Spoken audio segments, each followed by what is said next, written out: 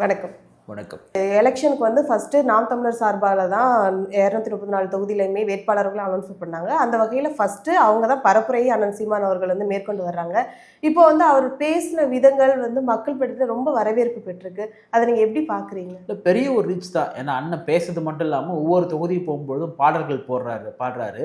அந்த பாடல்களே பார்த்தீங்கன்னா பெரிய ஒரு ரீச் ஆகுது. ஏன்னா அரைச்சமாகவே அரைக்காமல் ஒவ்வொரு தொகுதியில் ஒவ்வொரு பாட்டு வந்து பாடுறாரு. ரெண்டாவதுடைய பரப்புரை மிகப்பெரிய ஒரு கவனம் இருக்குது. சில பேர்லாம் கிண்டல் பண்ணுறானுங்க.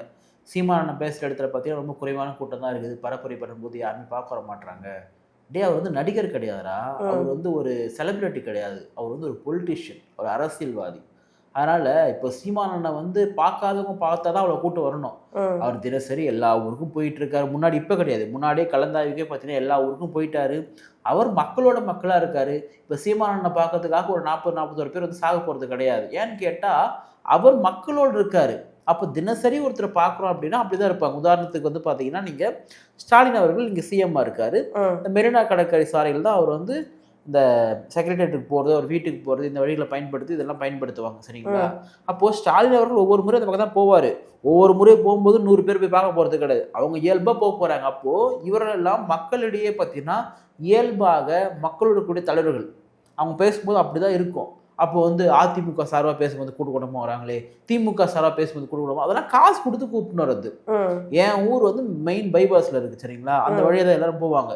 எங்கள் ஊர் எல்லாருக்கும் 200 100 அந்த காலத்துக்கு ஏற்ற மாதிரி கூட்டு பண்ணி நிற்க வைப்பாங்க. அவ்வளோதான். அவங்க பேசுறதும் கேட்க மாட்டாங்க, ஒன்றும் கேட்க மாட்டாங்க. அரை மணி நேரம் நின்றுட்டு வந்தால் 100 ரூபா கொடுப்பாங்க. அது காசு கொடுத்து கூப்பிட்றது. அப்போ விஜய்க்கு மட்டும் போனோன்னா விஜய் வந்து என்ன சொல்றது, இந்த அத்திவரதர் தெரியுமா அவங்களுக்கு? காஞ்சிபுரத்தில் ஒரு தண்ணி கடையில் படுத்துட்டு இருப்பார் அத்திவரதர்.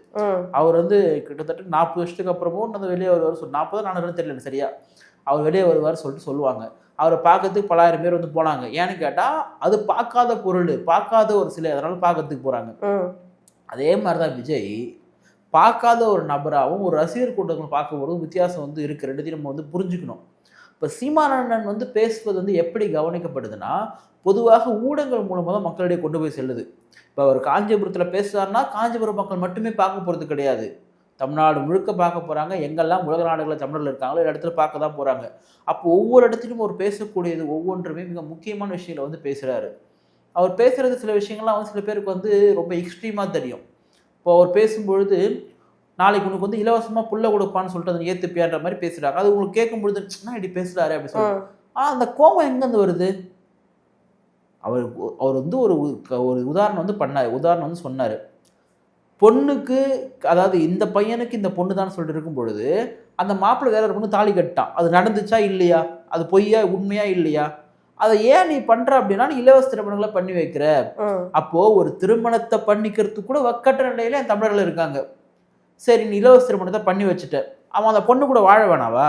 இப்போ வாழறதுக்கான சோறு எங்கே போடுவ? அவன் அந்த பொண்ணுக்கு தேவையான துணிமணலை எப்போ பண்ணுவ?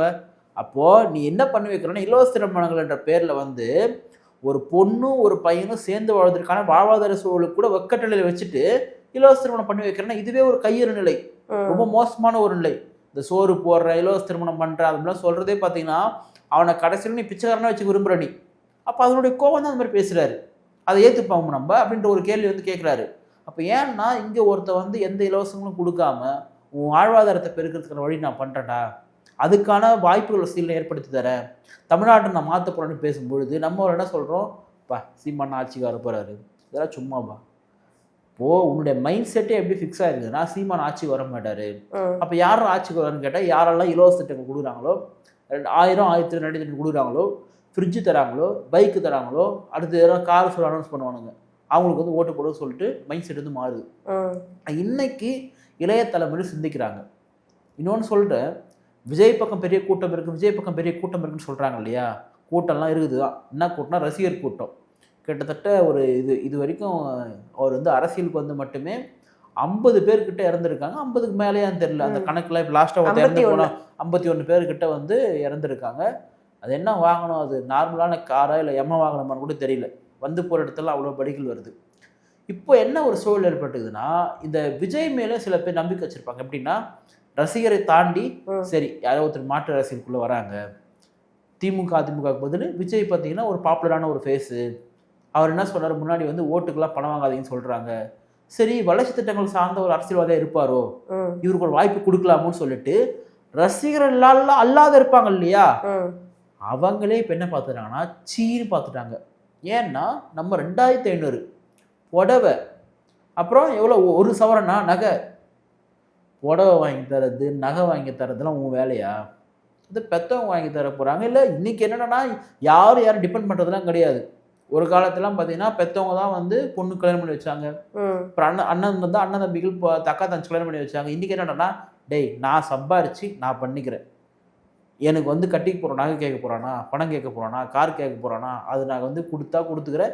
இல்லை அப்படி கேட்குறவ எனக்கு வேணாம், என்னை நம்பி வரணும், நான் பார்த்துக்கிறேன்ற அளவுக்கு வந்துட்டாங்க. சில பேர்லாம் நீங்கள் பார்த்தீங்கன்னா வீட்டுக்கார வேலைக்கு போனோட பரவாயில்ல, நான் வேலைக்கு போகிறேன் நீ வீட்டை பார்த்துறான்னு சொல்கிற அளவுக்கு இன்னைக்கு வந்து எல்லாருமே ஒரு செல்ஃப் ரெஸ்பெக்ட் எதிர்பார்க்குறாங்க, சுயமரியாதை எதிர்பார்க்குறாங்க, ஈக்குவல் எதிர்பார்க்குறாங்க. நான் இந்த வேலை செஞ்சால் இந்த வேலை செய், இல்லையா 60-40. ஒரு இடத்துல பார்த்தீங்கன்னா அவன் 60% வேலை செய்ய வேண்டியது இருக்கு, உங்க 40% அந்த அளவுக்கு ஒரு மேம்பட்ட நிலையில வந்து நீ படிச்சவங்க வந்து போயிட்டாங்க. அப்போ திருப்பி விஜய் என்ன பண்ண, நீ வந்து நான் உனக்கு புடவை வாங்கி தரேன், ஏன் புடவைக்கு ஒர்க் இல்லையா அவங்களுக்கு? அப்போ இப்படி சிந்திக்கிறாங்க இல்லையா? ஏன்னா விஜயுமே வந்து இந்த திமுக விட மோசமா பண்றாரு, இலவசங்கள் கொடுக்குறாரு. அப்போ நீ ஓட்டு வாங்கணுன்றதுக்காக தானே பண்ற. சரி நீ புடவை கொடுக்குறப்பா, 1 சவரன் நகை 1 லட்சம் மேலே போயிடுச்சா இன்னைக்கு? நம்மலாம் வந்து என்ன சொல்றது, அதெல்லாம் இனிமேல் வாங்க முடியுமா கூட தெரியல. சாதாரண மக்கள்லாம் வந்து 1 சவரன் நகை எடுக்கிறதே பெரிய விஷயம் ஆயிடுச்சு, அந்த அளவுக்கு வந்து போயிடுச்சு. அப்போ நீ நகை கொடுக்குறன்னா உனக்கு பணம் எங்கேருந்து வரும்? ஏற்கனவே 10 லட்சம் கோடி கடன் இருக்குது. இந்த பணத்துக்கு எவனாவது கேட்குறமா? நம்ம வாய் தந்து அண்ணன் சீமான் என்ன சொல்றாரு, டே அவன் புடவை தரேன்னு சொல்றான், நகை தரேன்னு சொல்றான், பைக் தரேன்னு சொல்றான், ஃப்ரிட்ஜ் தரேன்றான், இதுக்கெல்லாம் பணம் எங்கேருந்துடா வரும்? விஜய் வந்து அவரோட வீட்டை வந்து பனையூர் வீட்டை விற்று அவர் இத்தனை வருஷமா சம்பாதிச்ச காசு எடுத்துட்டு வந்தா கூட ஒரு தொகுதி கூட கொடுக்க முடியாதுமா. அப்போ இந்த பணம் எங்கேருந்து வரும்? அப்படி என்ன பண்ணுவேன்னா இன்னும் மேலும் கடனை வாங்குவேன் இல்லையா? இது வரைக்கும் விஜய் வாயிலிருந்து அவங்க தேர்தல் அறிக்கை வருதா வரலன்னு தெரியல, எனக்கு இன்னும் உருட்டுங்கிறாங்க, அது வெளியிடுவாங்களா சொல்லிட்டு. அதுல இருந்து கூட பார்த்தீங்கன்னா முழு மதுவிலக்கை நான் கொண்டு வருவேன் அப்படின்றத டிவிக்கு சொல்லுமா? இது வரைக்கும் சொல்லவும் மாட்டாங்க. அவங்க எந்த இடத்துலயுமே அதுக்கு எதிர்த்தாப்புல குரல் கொடுத்ததே கிடையாது. அப்போ விஜயும் யார் அப்படின்ற ஒரு கேள்வி இருக்கு. அப்போ விஜய் ரசிகர் இல்லாதவர்கள் வந்து விஜயை நம்பியிருப்பாங்கல்ல, அவங்களும் இன்னைக்கு தெரியாம இருந்தாலும் நம்பிட்டோம், இவரும் இதே மாதிரி மோசமான ஒரு நபர் தான். விஜய் கட்சியில் இருக்கக்கூடிய இளைஞர்களே பார்த்தீங்கன்னா சீமானனை எவ்வளோ பரவாயில்லையாடா, இவரை நம்பி நம்ம அவரை திட்டமே என்ற அளவுக்கு மன வருத்தப்படுறாங்க. இன்னைக்கு சீமானனுக்காக ஓட்டு போடுவதற்காக விஜய் ரசிகர்கள் ரெடி ஆயிட்டாங்க. ஏன்னு கேட்டால் இவர் பண்ணக்கூடிய சில வேலைகள் நான் பர்சனலி கூட போல, ஆனால் அதுவே ரொம்ப அம்பலப்பட்டு போயிட்டு நான் என்ன சொல்றேன்னா, யார் எப்படி வேணா இருக்கலாம், அவங்க விருப்பம். ஆனா என்னை ரூல் பண்ணக்கூடிய தலைவர் எப்படி சொல்லி நான் எதிர்பார்ப்பேன், எனக்கு அந்த உரிமை இருக்கு. அதுதான் நம்ம யோசிக்கணும். நீ எப்படி வேணா இரு, எங்க வேணா போ, ஆனா எனக்கு நீ சிஎம் ஆக போறேன்னா என் சிஎம் இப்படிதான் இருக்கணும், என் தலைமை இப்படிதான் இருக்கணும்னு சொல்லிட்டு ஒரு குவாலிஃபிகேஷன் வைக்கிறதுக்கான உரிமை எனக்கு கிட்ட இருக்கு. அப்ப அதுவும் ஒரு புறம் வந்து காலி ஆயிடுச்சு. அதே மாதிரி இந்த கவர்ச்சிக்கான திட்டங்கள்லாம் காலி ஆயிடுச்சு. அண்ணன் சீமானை விட விஜய் வந்து பார்த்தீங்கன்னா வாக்கு சதவீதத்திலே குறைவாகிறது தான் வாய்ப்பு இருக்கு. சில பேர்லாம் வந்து அவர் என்னதான் இருந்தாலும் அதை மறந்துடுவானுங்க. சரி மறந்தா நீ நாசனமா போனீங்க, என்ன போட்டு போறேன் நீ போட்டு என்ன எப்படி ஆட்சி வரப்போறது கிடையாது. 100% ஆட்சிக்கு கூட வரமாட்டார். ஏன்னா களம் அவங்களுக்கு சாதகமா இல்லை. யாருக்கு சாதகமா இருக்குன்றதை நீங்க 2026 ரிசல்ட்ல வந்து பார்ப்பீங்க நீங்க. ஏன்னா மக்களுமே அப்படிதான் இருக்காங்க. இப்போ ஒரு மாற்று அரசியலை தூய அரசியலை முன்வைக்கக்கூடிய சீமானுக்கு ஒரு ஓட்டு விழுந்தாலுமே அது உளமாற மனசுல இருந்து பணத்துக்கோ பதவிக்கோ சாராயத்துக்கோ பிரியாணிக்கோ சாதிக்கோ வந்து விழாத ஓட்டு. இன்னொன்று சொல்றேன், நான் சீமானோட ஸ்டேட்மெண்ட் சொல்லியிருக்காரு, குடிகாரர்களுடைய ஓட்டு எனக்கு வேணாம் அப்படின்னு ஒரு ஸ்டேட்மெண்ட் சொல்லியிருக்காரு. அவன் ஏன் சொல்றாருன்னா, அவன் குடிகாரன் கிட்டத்தட்ட இவங்க சொல்றாங்க 2 கோடி பேர், அப்படிலாம் கிடையாது. ஆண்கள் வந்து கிட்டத்தட்ட ஒரு 4 கோடி பேர் கிட்ட இருக்காங்க, ஒரு 3 கோடி பேர் கிட்ட இருக்காங்கன்னா அதில் நீங்க வந்து ரொம்ப வந்து வடிகட்டி பார்த்தா கூட ஒரு 2 லட்சம் பேர் கூட தேர மாட்டான் குடிக்காம இருக்கிறவன். அந்த அளவுக்கு எல்லாருக்குமே இன்னைக்கு குடி அப்படின்றது பார்த்தீங்கன்னா அது தினக்குடி, வாரக்குடி, அப்புறம் வந்து சோஷியல் ட்ரிங்கர் குடி அப்படின்ற அளவுக்கு அது பல பரிணாமங்கள் பெற்று இருக்கின்றது. இப்போ வீரன் சார் இருக்கிற மாதிரி அடுத்த முறை யாரா வந்தாலும் சூரன் சாருக்கு வந்து கொடுப்பாங்க. சரிங்களா? அந்த அளவுக்கு அந்த சாராயத்தை நம்பி அதை விநியோகம் பண்ணி அதை வருமானம் வந்து பார்த்துட்டாங்க. விஜயுமே பார்த்தீங்கன்னா அதை வந்து வேணான்ற அளவுக்கு சொல்லலை. அவரு சீமானு குடிகார ஓட்டு வேணான்னு சொல்றாரு, நீ ஜாதி ஓட்டு எனக்கு வேணான்னு சொல்றாரு. அவர் ஜாதி ஓட்டு ஓணுன்னு நினைச்சிருந்தா திமுக அதிமுக மாதிரி விஜய் மாதிரியுமே கூட பார்த்தீங்கன்னா பொது தொகுதியில தலித்துல நிற்க வைக்காம வந்திருப்பாரு. ஆனா அவர் பொது தொகுதியில ஆதித்தமிழர் நிற்க வைக்கிறாரு. இப்போ இதெல்லாம் ஏன் பண்றாருன்னா, நம்ம ஒரு மாற்று அரசியலை வந்து முன்வைக்கும் பொழுது அது முற்றிலுமான மாற்றா இருக்கணும். சும்மா பேருக்கு மட்டும் ஸ்டாலின் முதலமைச்சரா வேணாம், எடப்பாடி முதலமைச்சரா வேணாம், சீமா முதலமைச்சர், அது கிடையாது மாற்று. சரி முதலமைச்சர் ஆயிட்டாங்க, அமைச்சர்லாம் எப்படி இருப்பாங்க? உங்கள் கேண்டிடேட்லாம் எப்படி இருப்பாங்க, வேலை செய்வாங்களா? அப்போது டோட்டலாக பார்த்தீங்கன்னா ஒரு மாற்றத்தை முன்வைக்கக்கூடிய சீமானும் திமுகவை காப்பி பேஸ்ட் பண்ணி உங்களுக்கு வந்து கக்கக்கூடிய டிவிகேவும் எப்படி ஒன்றாக இருக்கும் அப்படின்றத மக்கள் வந்து சிந்திச்சு பார்க்கணும். இப்போ தொடர்ந்து வந்து நாம் தமிழரோட வேட்பாளர்கள் எல்லாருமே சீமான் அவர்கள் ஒரு பக்கம் வந்து அவங்க பரப்புரை மேற்கொண்டு வந்தாலுமே தனித்துவமா இவங்க ஒரு தொகுதியிலுமே ரொம்ப இறங்கி ஒரு மக்களுக்கு தொண்டு செய்யறது என்ன, சிலது அதுல வந்து ரொம்ப நம்ம ரசிக்கக்கூடியது என்னன்னா, சீமான் அவர்கள் ஒரு இடத்துல சொல்லியிருந்தாங்க, நம்ம நாம் தமிழருக்கு வந்து நிதியுதவி அப்படிங்கிறது ஒன்று சொல்லியிருந்தாங்க. அந்த வகையில வந்து சில வேட்பாளர்கள்ட்ட வந்து ரொம்ப மக்கள் வந்து என்னால முடிஞ்சது இதுப்பா அப்படின்னு பார்க்கும் போதே ஒரு சந்தோஷத்தை கொடுக்குற அளவுக்கு அப்படி உதவியும் செஞ்சுக்கிட்டு இருக்காங்க. அந்த வேட்பாளர்கள் ஒவ்வொரு தளத்திலையுமே இருந்து அந்த மக்கள்கிட்ட அந்த வாக்கு சேகரிக்கிறத நீங்க எப்படி பாக்குறீங்க? இல்லை, நிறைய வேட்பாளர் எனக்கே பர்சனலாக தெரியும். நிறைய வேட்பாளருடைய காணொலிகள் நான் பார்க்குறேன். உதாரணத்துக்கு இடும்பவனம் கார்த்தி அண்ணன், அவர் பார்த்தீங்கன்னா ஒரு இடத்துல வாக்கு சேகரிக்க போயிருக்காரு. அந்த வாக்கு சேகரிக்க போன அந்த வீட்டுடைய புகைப்படத்தை அண்ணன் எடுத்து போட்டிருந்தாரு. எனக்கு அதை பார்க்கும்பொழுது ரொம்ப மனசு கஷ்டமாயிடுச்சு.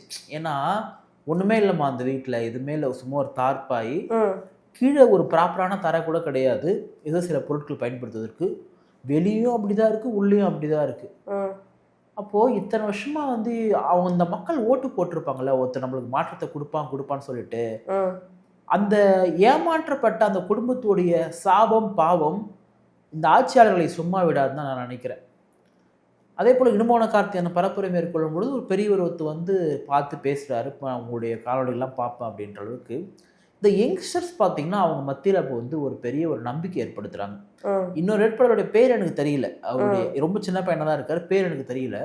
அவர் பேசிகிட்டே இருக்கும் பொழுது பார்த்தீங்கன்னா பவர் கட் ஆகிடுது. ஏன்னு கேட்டால் அந்த பெட்ரோல் எரிபொருளாக நிரப்பி தான் வந்து பேசுவாங்க, அது தீர்ந்து போச்சு.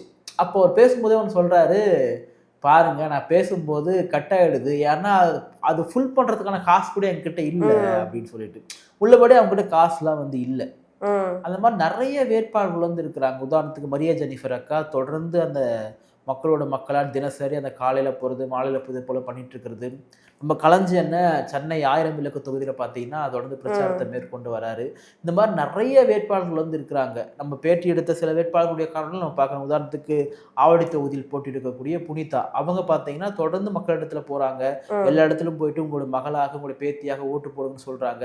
இந்த மாதிரி எந்த அளவுக்கு முடியுமோ அந்த அளவுக்கு வந்து இறங்கி வந்து வேலை செய்கிறாங்க, மக்களிடத்தில் போயிட்டு வாக்குகள் வந்து சேகரிக்கிறாங்க.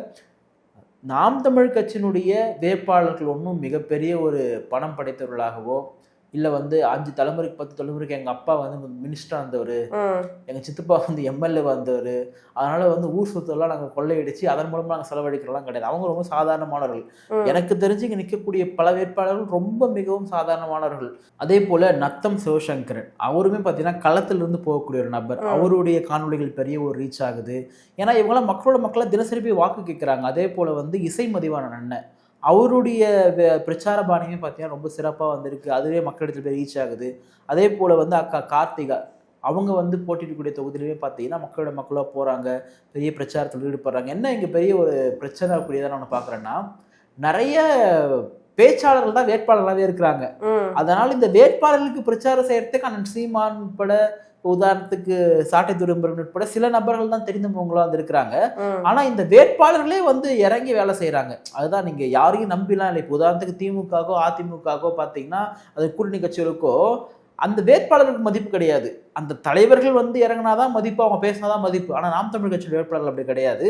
அண்ணன் சீமானவர்கள் வந்து பேசுவது எப்படி ஒரு மிகப்பெரிய ஒரு பலமோ, 50% அண்ணன் சீமானுடைய பலம், 50% வேட்பாளருடைய பலம், அப்படிதான் வந்து இவங்க வந்து கட்டமைச்சிருக்காங்க. அந்த அளவுக்கு இறங்கி உழைக்கிறாங்க, ரொம்ப கடுமையாக உழைக்கிறாங்க. உண்மையா அந்த உழைப்புக்கேற்ற பலனை மக்கள் கொடுப்பார்கள் அப்படின்னு நம்புற நம்ம பார்ப்போம். அது பொறுத்திருந்து பார்த்தா தான் தெரியும் நமக்கு. இப்போ அண்ணன் சீமான் அவர்கள் வந்து காரைக்குடி தொகுதியில் வந்து போட்டியிட போறாங்க. அது வந்து காங்கிரஸோட ஒரு சர்க்கிள்னே சொல்லலாம் இல்லையா? அடிக்கடி வந்து காங்கிரஸ் தான் அங்கே வின் பண்ணிக்கிட்டு இருக்கு. அந்த வகையில் இப்போ சீமான் அவர்களுக்கு வந்து அந்த இடத்துல எவ்வளோ வெற்றி வாய்ப்பு இருக்கும்னு நீங்க நினைக்கிறீங்க? இல்லை, அண்ணன் சீமான் அவர்கள் இந்த முறை 100% வெற்றி பெறுவார் நம்புறேன். கண்டிப்பாக நம்பரெல்லாம் கிடையாது, வெற்றி பெறுவார் தான். ஏன்னு கேட்டால் அதிமுக அது அமமுக ஒதுக்கியிருக்காங்க. அமமுகலாம் யார் ஓட்டு போடுவாங்கன்னு தெரியல எனக்கு. அது சோகால்டு காங்கிரஸ் தான். திமுக வந்து காங்கிரஸ் தானே ஒதுக்கி இருக்கு. காங்கிரஸ் தான் ஒதுக்கி இருக்கு. ஆனால் இந்த முறை ஓட்டு போட மாட்டாங்க இல்லையா? இந்த காங்கிரஸை தமிழ்நாட்டில் வந்து பார்த்தீங்கன்னா ரொம்ப கீழே தள்ளினதுல மிகப்பெரிய ஒரு பங்கு வந்து நாம் தமிழர் கட்சிக்கும் அண்ணன் சீமானுக்கும். அந்த காங்கிரஸ் ஆட்டோமேட்டிக்கே வந்து கீழே விழுந்துச்சு. அதை இன்னமும் வந்து படுகொழிக்குள்ள தள்ளின பெருமை யாருக்கு சேரணும்னா சீமானனுக்கு தான் சேரும், நாம் தமிழர் கட்சி தான் சேரும். காரைக்குடி அவருடைய ஊர் அது. அண்ணன் சீமானுக்கு வாக்குகள் என்பது கூடுகின்றது. இப்போ சீமானனை வந்து வீழ்த்துவதற்காக எவ்வளோதான் பண்ணாலுமே கூட அவருடைய தொகுதியில் அவருடைய மண்ணில் அவரை வீழ்த்த முடியாத நம்புறேன் நான். நிச்சயமாக காரைக்குடியில் அண்ணன் சீமான் வந்து வெற்றி பெறுவார், அதில் மாற்று கருத்துலாம் கிடையாது. நிச்சயமாக வெற்றி பெறுவார் தான். இப்போ வந்து ஆல்மோஸ்ட் எல்லாருமே அவங்க வேட்பாளர்களை ஒரு வகையில் அறிவிச்சு முடிச்சுட்டாங்க. அந்த வகையில் இந்த தாவேகா தலைவர் விஜய் அவர்கள் வந்து இதுவரை ஃபர்ஸ்ட் நேற்று சொன்னாங்க, அப்புறம் இன்னைக்கு சொன்னாங்க, இப்போ வந்து நாளைக்குன்னு சொல்லியிருக்காங்க டேட் அனௌன்ஸ்மெண்ட் பண்ணுறது. இப்படி ஒவ்வொரு நாளும் தள்ளி தள்ளி போகிறதுக்கு காரணம் என்னவா இருக்குன்னு நினைக்கிறீங்க நீங்கள்? ஏன்னா வேட்பாளர்களை தேடிட்டு இருக்காங்க. அந்த தமிழக வெற்றி கழகத்தில் அந்த கழகத்துக்காகவோ கட்சிக்காகவோ ரசிகர் மன்றத்துக்காகவோ போஸ்டர் ஒட்டி பேனர் ஒட்டி இவர் சொன்னால புஷி ஆனந்த், நீ ஃப்ளைட்லேயே வந்தாலும் உனக்கு சீட்டு கிடையாது, நீ ஹெலிகாப்டர் வந்தாலும் சீட்டு கிடையாது. உண்மையாக சீட்டு கிடையாது தானே. யாருக்கு சீட்டு தராங்கன்னா யாரெல்லாம் வந்து பணம் கொடுக்குறாங்களோ, யாரெல்லாம் கொஞ்சம் வெளியே தெரிஞ்ச மாதிரி இருக்காங்களோ அவ்வளோ சீட்டு தராங்க. உதாரணத்துக்கு இப்போ எங்கள் திருத்தணி தொகுதி இருக்குல்ல, எங்கள் திருத்தணி தொகுதியில் அந்த தமிழக வெற்றி கழக கட்சியாக இருக்கும் போதும் அது ரசிகர் மன்றமாக இருக்கும் போதும் அந்த இயக்கத்துக்காக கட்சிக்காக எவ்வளோ பேர் வந்து உழைச்சிருக்காங்கன்னா என்ன உழைச்சிருக்காங்கன்னா நிறைய அன்னதானம் போடுறது. அவங்க உழைப்பு அவ்வளோதான், அன்னதானம் போடுறது. அப்புறம் வந்து அவருடைய பழங்களுக்கு பார்த்தீங்கன்னா தாவேகாங்கிறது வந்து அதுதானே, அவங்க வந்து அன்னதானம் போடுறதோ சரி, போஸ்டர் விட்டுறது, அதுதான் நானும் சொல்றேன். எங்க ஊர்லயுமே அப்படிதான் பண்ணிட்டு இருப்பாங்க, அன்னதானம் பண்றது, அப்புறம் இந்த போஸ்டர் அடிக்கிறது, ஒவ்வொரு படத்துக்கும் பேனர் வைக்கிறது, அப்படியே அமைப்பாளர் அப்படி சொல்ற போறது பண்ணிட்டு இருந்தாங்க. அந்த கட்சிக்கு அவ்வளவுதான் பண்ண முடியும். ஏன்னா அவங்க தலைமுறையே அப்படிதான் இருக்கும்போது அவங்க நம்ம தொண்டர்களை குறை சொல்லி ஒன்றும் பிரயோஜனம் கிடையாது, சரிங்களா? ஆனா அங்கே என்ன பிரச்சனைனா, இப்ப திருத்தணியில வந்து திருத்தணி சார்ந்த யாருக்கு சீட்டு கிடையாதான். அப்போ யாருக்கு சீட்னா ஒருத்தர் இங்க வந்து அம்பேத்கர் வேஷம் போட்டு சுத்தி இருந்தா தெரியுமா, சத்யகுமார் சொல்லிட்டு அவர் தான் சீட் வந்து தரப்போறதா செய்திகள்லாம் வந்திருக்கு. அப்போ எங்க ஊர்ல இருக்கங்களே கோவம் வராதா, ஐயோ யார் நீ சும்மா இந்த மாறு வேடம் போட்டுட்டு வந்துட்டு இங்க சீட்டு வாங்கிக்கிறே சொல்லிட்டு கோவம் வரும். இன்னொன்னு கேட்பானுங்க, ஏன் தமிழ்நாட்டில் இருக்கவங்க எல்லாம் அதே தொகுதியில் நிக்கணுமா சொல்லிட்டு வந்து கேட்பாங்க. நான் அப்படிதான் நிக்கிறோம்னு சொல்ல, ஆனா இவர் யாரு, புஷி ஆனந்த் சொன்ன மாதிரி இவர் என்ன வந்து சத்யகுமார் வந்து என்ன போஸ்ட் ஒட்டினவரா, இல்ல பேண்ட் கட்டினவரா, இல்ல அன்னதானம் போட்டவரா, யார் இவர் கேள்வி வர்றதா? அது வேணா இருக்கலாமா, காசு வேணா கொடுத்துருக்கலாம். அப்ப வந்து திருத்தணி வந்து நிக்க வைக்க போறாங்க அவரை. ஆனா எங்க ஊர்ல ஒரு பசங்க சம வெறித்தனமாக்குறாங்க, சத்யகுமார் ஓட்டுலாம் போட மாட்டோம், அண்ணன் சீமானு கூட போட்டுருவோம் நாங்க அப்படின்ற அளவுக்கு விஜய் ரசிகர்ல வெறித்தனம் ஆயிட்டாங்கன்னு கேட்டா அந்த மண்ணின் மைந்தர்களுக்கு சீட் இல்லை. எனக்கும் தெரியும், அங்க ஒரு 2-3-4 பேருக்கிட்ட சீட்டு கேட்டிருந்தாங்க, அவங்க எல்லாம் கொடுக்கல போலகுது. இப்ப என்ன தகவல் வந்திருக்குன்னா, பல கோடிகள் வாங்கியிருக்காங்களாம், லட்சங்கள் கோடிகள், உங்களால் எவ்வளோ முடியுமோ அந்த அளவுக்கு தாங்க சொல்லிட்டு பல கோடிகள் வந்து வாங்கியிருக்காங்க தாவேகா அப்படின்றதுமே வெளியே தெரிஞ்சிருக்கு.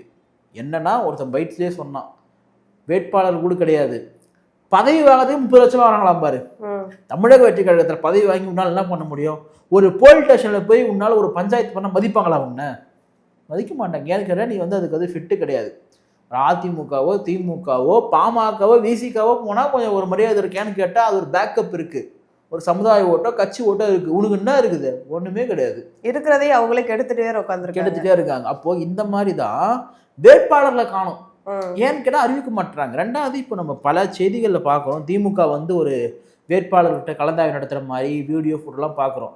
ஆனால் இந்த கட்சியில் நான் பார்க்கவே இல்லையே, வெளியே வர மாட்டுது.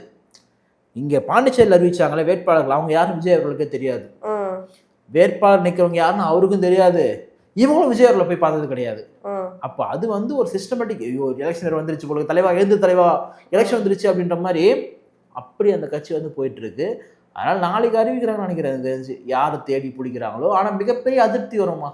இப்போ எங்கள் ஊர், நான் திருத்தணி சொன்னல, அங்கேயே யாருக்கும் கொடுக்கலன்னு தான் நான் கேள்விப்பட்டேன். நான் சத்யகுமார் தான் கொடுக்குறாங்கன்ற மாதிரி நியூஸ் வந்து வருது. யாரும் ஓட்டெலாம் போட மாட்டாங்க, அவர் எங்கள் ஊருக்காரும் கிடையாது, அவர் யாருன்னு ஒன்றும் தெரியாது, அவர் ஒன்றும் அந்த கட்சிக்காக உழைச்சவரும் கிடையாது. அப்படின்றப்ப யாரும் ஓட்டு போடணுன்ற அவசியமும் கிடையாது, ஓட்டு போட மாட்டாங்க. அதனால திருத்தணி தொகுதியிலே பார்த்தீங்கன்னா விஜய் ரசிகர்கள் வந்து அந்த சீமானு ஓட்டு கொடுத்துட்டே ஆயிட்டாங்க. இவர் நம்மளே ஏமாத்துறாரு, மக்களை ஏமாத்துறாரு, யாருன்னு தெரியாத ஒருத்தரை கூப்பிட்டு வந்து நிற்க வைக்கிறாருன்ற அளவுக்கு வெறித்தனமாக வீறு கொண்டு எழுந்திருக்காங்க எங்கள் ஊரில் சார்ந்தவங்களே, எங்கள் தொகுதி சார்ந்தவங்களே. இது போல தான் எல்லா ஊர்லேயும், கிட்டத்தட்ட அரக்கோணத்துலையும் அப்படி தான் போலகுது. ஏன்னா இங்கே இருக்கிற சுற்றி இருக்கிற பகுதியிலே சொல்கிறேன் நான். இன்னொன்று, புஷி ஆனது டி நகரில் கேட்க போகிறாங்க. புஷி ஆனதுக்கு டி நகர் என்ன சம்பந்தம்? அவர் என்ன வந்து சரவணா ஸ்டோர் வச்சிருக்காருங்க, குறைந்தபட்சம் கிடையாது. வில்லிவாக்கத்தில் ஆதரவு கேட்க போகிறாங்க பாருங்க. நீங்கள் தேர்ந்தெடுக்கிறவங்களாம் பார்த்தீங்கன்னா ஒரு மூஞ்சி தருதா, துட்டு வச்சுக்கிறாங்களா இவங்களுக்கு சீட் தரலான்றப்போ யார் ஓட்டு போடுவாங்க? அப்போ விஜய்க்கு வந்து ஒரு ஓட்டு வந்துடும், ஒரு மாசம் வந்துடும், அப்படி இப்படின்னு சொல்லி உருட்டாங்க இல்லையா? அந்த உருட்டே இப்போ வேலைக்காக போகிறது கிடையாது. ஏன்னு கேட்டால் நிற்க வைக்கிற கேண்டிடேட்டே முதல்ல ஒர்த்து இல்லாமல் இருக்கிறாங்க. அவள் ஓட்டு ஐயோ விஜய் சொன்ன ஒர்த்து இல்லை, ஆனால் விஜய் என்ன நீங்கள் சொன்ன ஒர்த்து வந்து தப்புன்னு. அது வந்து சங்கீதா நீ பற்றி பேசுனீங்க, அது தப்பு. அது நான் சொல்லலை. நம்ம சொன்ன ஒர்த்து தகுதி, அந்த ஒரு எலிஜிபிலிட்டி இல்லாமல் தான் நிற்க வைக்கிறான்றதை நான் வந்து சொல்கிறேன் நான். ஸோ அதனால் வந்து ஓட்டு போட மாட்டாங்கன்றது என்னோட நம்பிக்கை. இப்போ வந்து அந்த தொகுதியில் நீங்கள் வந்து தொகுதிகளுக்கு வந்து வேட்பாளரே இல்லை அப்படிங்கிற மாதிரி நீங்கள் சொல்கிறீங்க. ஆனால் புஷி அனந்தோவுக்கெல்லாம் சொல்லியிருக்காங்க எவ்வளோ மக்கள் எங்கள்கிட்ட வர்றதுக்கு ஆவலாக இருக்காங்க அப்படின்னு சொல்கிறாங்க. சில நிர்வாகிகள் வந்து பணத்தை கொடுத்துட்டு வேற எல்லாருமே உள்ள போட்டி போட்டு வர்றாங்க, இடம் பொருள் சொத்து சொத்தை எல்லாத்தையும் வித்துட்டு வர்றாங்க அப்படிங்கிறது சொல்கிறாங்க. அப்புறம் எதை வச்சு நீங்கள் சொல்கிறீங்க அங்கே வேட்பாளருக்கு வர ஆள் இல்லை அப்படின்னு? வேட்பாளர்கள் வந்து அந்த அந்த இயக்கத்துக்காக போஸ்டர் ஒட்டிருப்பான்ல, பேனர் கட்டிருப்பான்ல, அவனுங்க இருக்காங்க. அவங்களே சீட்டு தர மாட்டாங்க. உனக்கு ஏன் தரணும்? தொகரா இருப்பாரு வக்கீலு, தொகரா இருப்பாரு டாக்டரு, தொகரா இருப்பாரு தொழிலதிபர் அப்படின்னு சொல்லிட்டு அவங்களுக்கு சீட்டு தராங்களாம். இப்படி பண்ணிட்டு இருக்காங்க. இது ஆட்கள்லாம் இருக்கிறாங்க. ஆட்கள்னு சொல்ல நிக்க வைக்க மாட்டாங்க. இப்போ இவங்களை நிக்க வச்சா ஜெயிப்புமா? நீ எப்படி ஜெயிக்கலாம் போறது? ஜெயிக்கலாம் மாட்டாங்கம்மா, இங்கேயும் ஜெயிக்க மாட்டாங்கம்மா. ஜெயிக்கிறதுலாம் அது சும்மா. அவங்களால என்ன லாபம் இருக்கு? என்ன லாபம் இருக்கு? கட்சிக்கு நீ எவ்வளவு துட்டு கொடுத்த? பனையூர்ல வந்து பண வேட்டை நடத்துறாங்க, நீ என்ன பண்ண? நீ அதுதான் பாப்பாங்க அவங்க. அதனால ஜெயிக்கலாம் மாட்டாங்க. ரொம்ப தப்பு இது. பாவம் வந்து அந்த கட்சியில் இருக்கிறவங்கலாம் பார்த்தீங்கன்னா பெரிய பெரிய தொழிலதிபர்லாம் ஒன்றும் கிடையாது. நிறைய பேர் ரொம்ப கஷ்டப்படுறவங்க. அவங்க கஷ்டப்படுறவங்க காசெல்லாம் நீ வாங்கிக்கணும், சொத்தை விற்று வீட்டை விற்று எடுத்துன்னு சொல்றியே, பாவம் இல்லை அது. அந்த சாபம் உங்களை சும்மா விடுமா? ரொம்ப தப்புமா அது. திமுக வாங்குறான்னா அவன் கொழுப்பு எடுத்து போய் வித்துட்டு போய் கொடுக்குறான். அவன் ஆல்ரெடி கொள்ளடிச்சு வச்சுக்கிறான், கான்ட்ராக்ட் அது இது சொல்லிட்டு கொள்ளடிச்சு வச்சுக்கிறான், அவன் கொடுக்குறான். இவங்க என்ன பண்ணுவாங்க? எனக்கு அவங்கள பார்த்தா பாவமா இருக்குது. விஜய்னு போனீங்களா, கடைசியில் விஜய் உங்களுக்கு வச்சா இருப்பாரா? தெரியாப்பா, நான் சொல்ல நீ தான் சொல்ற. அப்புறம் வந்து திட்ட போறானுங்க. இல்ல வந்து இப்போ வந்து இவ்வளவு விஷயங்கள் நடக்குது இல்லையா? இது வந்து விஜய்க்கு தெரியுமா தெரியாது? இப்ப புஷியானத் வந்து விஜய் வந்து குழந்தை பணம் வாங்குறாங்க. விஜய் வந்து குழந்தை இப்பதான் பால்வாடி போய் சேர்த்து இருக்காரு. அவங்க அப்பா சந்திரசேகர் வந்து இனிமேல் தான் கூட்டிட்டு போவாரு. என்ன பண்ணி கேட்கற? எல்லா காசும் வாங்கி நான் புஷியானத பாக்கெட் போட்டு போறாரு. எல்லாம் வந்து ஷேர் இன்னமும் போகாது அதுக்குன்னு. அதெல்லாம் வந்து கொடுப்பாங்கதாம்மா. அதெல்லாம் வந்து ஆதவர்ஜனா, புஷி ஆனந்த், விஜய், நிர்மல்குமார். இல்ல சில பேர் சொல்றாங்கல்ல, இது இவ்வளவு பணம் எல்லாம் வாங்குறது வந்து எங்க விஜய் எனக்கு தெரியாது, புஷி ஆனந்த் தான் இப்படி வாங்குறாங்கங்கிற மாதிரி சொல்றாங்கல்ல. இப்பெல்லாம் விஜய் படமே போட மாட்டாங்க அப்படின்னு பேசுற மாதிரி. ஒரு குழந்தை அவரு என்னமா நீங்க பேசிட்டு? இல்ல அங்கெல்லாம் நிர்வாகிகளே சொல்றாங்களே இது எங்க அண்ணனுக்கு தெரியாது, இவங்க தான் இப்பெல்லாம் ஏமாத்துறாங்க அப்படின்னு சொல்றாங்க. விஜய் வந்து ஒரு புனிதப்படுத்தக்கூடிய ஒண்ணு. இப்போ உதாரணத்துக்கு ஸ்டாலின் ரொம்ப நல்லவர் தான். ஸ்டாலினுக்கு எதுவுமே தெரியாது, ஒரு குழந்தை மாதிரி. அவரு கூட இருக்கிற அமைச்சர் தான் ரொம்ப கெட்டவங்க, அவங்க தான் ஊழல்வாதிகள், இவங்க தான் சாதியவாதிகள். ஆனா ஸ்டாலின் அப்படி கிடையாது சொல்லிட்டு புனிதப்படுத்தக்கூடியது தான். விஜய் ரொம்ப நல்லவர், புஷி ஆனந்த் தான் கெட்டவர், ஆதவர்ஜனா தான் கெட்டவர். அப்போ கெட்டவர்களை எல்லாம் உண்டாக்கி கூட வச்சிருக்க நீ யாரு? ஒரு மாவட்ட செயலர் மேல தப்பு சொல்ற, ஆதவர்ஜனா மேல, புஷி ஆனந்த் மேல தப்பு சொல்றேன்னா அவங்கள யார் அந்த இடத்துக்கு கொண்டு போய்? இப்போ புஷி ஆனந்த் பொதுச் செயலர் பதவி அவரே போட்டுக்கினாரா? விஜய் தானே கொடுத்தாரு. அப்புறம் நீ வந்து விஜய்க்கு எதுவுமே தெரியலன்னு சொல்றது. எதுவுமே தெரியாது, எது கட்சி தலைவராகிற?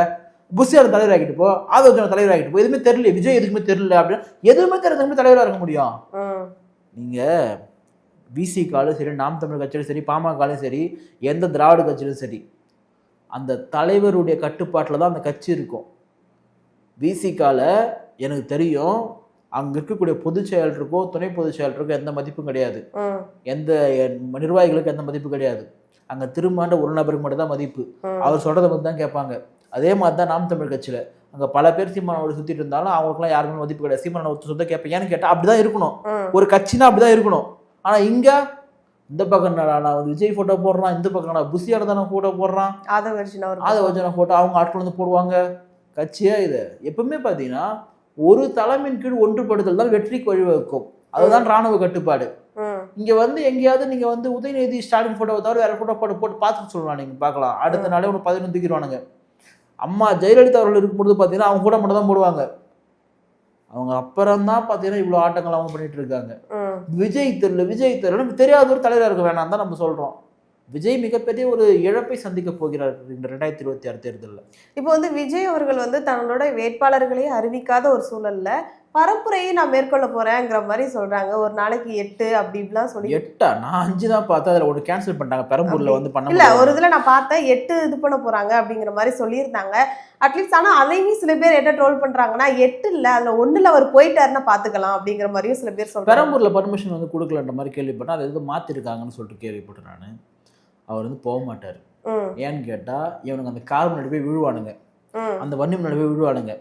எப்படி போக முடியும்? இத்தனைக்கும் 3 மணிக்கு ஒரு இடமா 4 மணிக்கு ஒரு இடமா டிராஃபிக் இருக்கும்போதே போகிறதுக்கு 3/4 மணி நேரம் ஆகும். நார்மலாக நம்ம பைக் ஓட்டு போனாலே 3/4 மணி நேரம் ஆகும், 1/2 மணி நேரம் ஆகும். எப்படி உங்களுக்கு போக முடியும்? உங்களுக்கு போலீஸ் வழி வந்து சரி பண்ணி கொடுப்பாங்களா உங்களுக்கு? நீங்கள் சிஎம்மா, நீங்கள் எல்லா டிராஃபிக் அதெல்லாம் அவர் போக மாட்டாருமா. அவர் நீங்கள் வேற அவர் ஒரு நாளைக்கு ஒரு இடத்துல போயிட்டு எனக்கு பர்மிஷன் தர மாட்டாங்க, கூட்டம் அதிகமாகிடுச்சு, அவர் சாக்கு போக்கு சொல்லி வீட்டில் இருப்பார், அவர்லாம் போக மாட்டார். அவர் நீங்கள் நம்புறீங்களா போவார் சொல்லலாம்? இல்ல ஒரு நாளைக்கு எங்கன்னா களத்துல போகாம எப்படி ஆட்சிகளை உட்கார முடியும்? 2 வருஷமா அவர் வீட்டில் உட்காந்து கட்சி நடத்திருக்காரு. அதை நீங்க கேட்க மாட்டீங்க. இப்போ வந்து களத்துக்கு போகாம எப்படி ஆட்சிக்கு வரும்? 2 வருஷமா வீட்டில் உட்காந்து கட்சி நடத்துறாரு. அதை எப்படி கேட்டீங்களா ஒரு நாளாவது நீங்க? செத்து போனவங்கள ரெசார்ட் சொன்ன அதை கேட்டீங்களா நீங்க? தூய்மை பணியாளர்கள் நீங்க வந்து போராடி இந்த வீட்டுக்கு வர சொன்ன என்ன ஒரு கேள்வியா இருக்குது? 2 வருஷமா ஒருத்தர் வீட்டில் உட்காந்து கட்சி நடத்திருக்காரு. அவரு அது பேர் என்ன வேலை? அது பேர் வீட்டில் உட்காந்து பண்ணா வேலை? அது பேரு ஒர்க் ஃப்ரம் ஹோம்ன்ற மாதிரி அவர் வந்து பாலிடிக்ஸ் ஃப்ரம் ஹோம் பண்ணிட்டு இருக்காரு. அதான் விஜயும் ஒரு அரசியலே இப்படியும் ஒண்ணு இருக்கு அப்படிங்கறத வெளியில அவர் வந்து அடுத்த பரிணாமத்துக்கு போயிட்டாரு. நீங்க இந்த அமெரிக்கா போன உலக நாடுகள்லாம் பாத்தீங்கன்னா பிரச்சாரம் பார்த்தீங்கன்னா டிவிகள்ல தான் வைப்பாங்களாம். 2 பேரும் வந்து பேசணுமா, மக்கள் பார்த்து அது அந்த கல்ச்சர் அது இது. ஆனா இங்கெல்லாம் அது வேலைக்கு ஆகுது. ஏன்னு கேட்டா இந்த மக்கள் வந்து நீ எனக்கு தலைவனா, என் வீட்டு சாவுக்கு வந்தியா, என் பொண்ணு சீமந்துக்கு வந்தியா, என் பையன் கல்யாணத்துக்கு வந்தியா, என் ஊர்ல தண்ணி வருது நின்று அதை கேட்பேன். நம்மளுடைய பழக்கப்பட்டிருக்கோம், புரியுதுங்களா? இங்க என்ன பழக்க வழக்கமோ அதுதான் இங்க சரியாகும். அப்புறம் நான் பனையூர்ல உட்காந்து கட்சி நடத்தணும்னு சொன்னா உங்களை பனையூர்லயே உட்கார வச்சுறாங்க, ஓட்டுலாம் பண்ண மாட்டாங்க. 2 வருஷமா ஒரு வீட்டுல இருக்கிற அதை யாரும் கேட்க இப்ப களத்துக்கு வரல. களத்துக்கு எப்போ வந்து அவர் பராமரிப்புக்கு அவர் அங்கேயே இருக்கிறது தான் எல்லாரும் நல்லது. சென்னை நகர்றது நல்லது. ஆனா விஜய் என்ன உசுப்பே துருவாங்க, நீங்க கிளம்பி மட்டும் வராதிங்க. ஏற்கனவே 50 மணி தாண்டிச்சு வேணாம்.